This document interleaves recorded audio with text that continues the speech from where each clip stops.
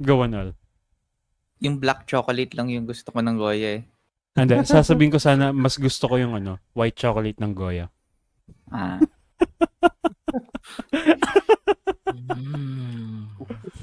Kasi Riz, Peace be with you. Peace be with you. Chocolate. Hindi yung painting. Si Francisco Goya. yun pala yung totoong pangalan ng brand. Okay. So yun yung nag-imbento ng Goya na na lumaban sa Nips? Why do I even try? Hindi, Al. Si Goya, yung may batang kapatid. Go on with, sorry. Yung black paintings is yung parang conspiracy daw na nag-paint siya sa isang mansion tapos parang nearly deaf na siya tsaka blind, almost blind. Mhm. But still he painted like 11. I mean, wait. Isa dun sa pinaint or- niya is si Saturn consuming his sun. Yeah. Yeah. So parang may conspiracy sila Yeah. like this one. Saturn. This one. Ang ganda ng painting na yan nung nakita namin sa National Museum. Oh, for real? Sila. Nice.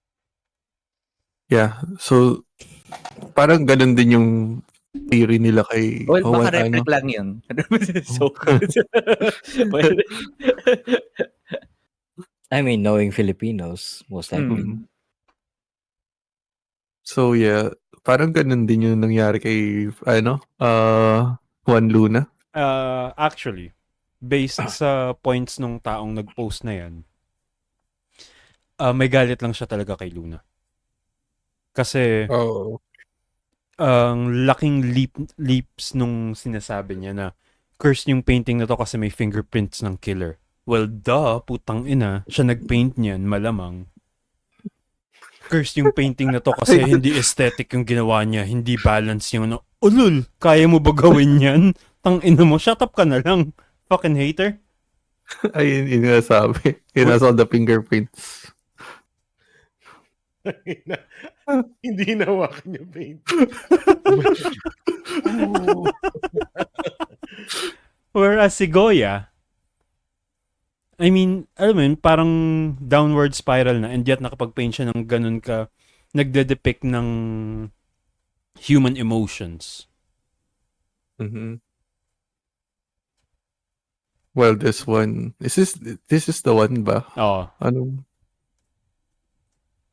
Okay. Wait, let's continue reading.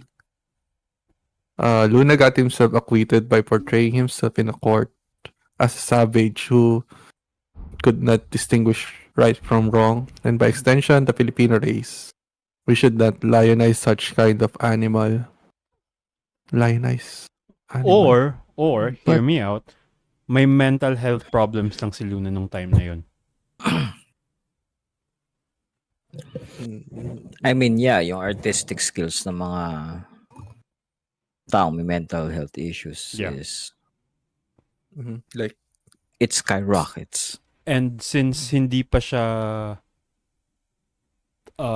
field of study before, it's either... Nagabaan lang yan. Oo, putang ina. Nasapian ng demonyo. Dibil. Hindi, nag-swimming. Hindi kasi sinambang Christianity. Kayong mga Indio, manalik kayo sa akin. Bakit parang taga-Thailand yung nagsabi? Hindi, galing Thailand tapos nagpalaganap ng Catholic dito sa Pilipinas. Kaya pala muluhod. Anyway. This work exudes bad vibes.